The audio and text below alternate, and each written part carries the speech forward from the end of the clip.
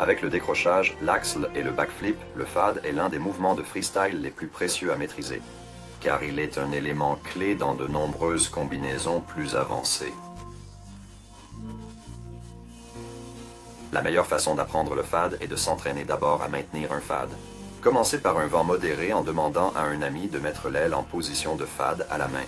Apprenez à faire monter, descendre et glisser l'aile sur le côté en tirant doucement sur l'aile et glisser latéralement en tirant doucement sur une ligne ou sur les deux. Remarquez que le nez du cerf-volant oscille toujours entre le haut et le bas.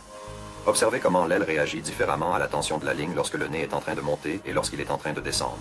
Que lorsqu'il oscille vers le bas, entraînez-vous maintenant à faire un fade depuis le sol avec un vent juste assez léger pour que le cerf-volant s'assoie sur le ventre, le nez éloigné. Balayez les deux mains vers l'arrière jusqu'à ce que le nez de l'aile bascule vers le bas dans un fade. Ajoutez un peu de tension lorsque le nez est en train de monter pour soulever l'aile du sol. Maintenez le fade aussi longtemps que possible. Entraînez-vous maintenant à entrer dans le fade à partir d'un flare. Approchez-vous près du bord de la fenêtre et inclinez votre corps avec les bras vers l'arrière, prêt à faire un pas en avant. Donnez du mou à l'aile pour l'arrondi jusqu'à ce que la colonne vertébrale soit à l'horizontale. Attendez ensuite. Ne laissez pas le nez s'élever au-dessus de la queue. Enfin, essayez le fade à partir d'un axel. Faites un axel doux, plat et lent. Lorsque le nez est pointé vers l'avant et que la colonne vertébrale est à peu près horizontale, tirez sur les deux mains pour basculer vers le bas en un fade.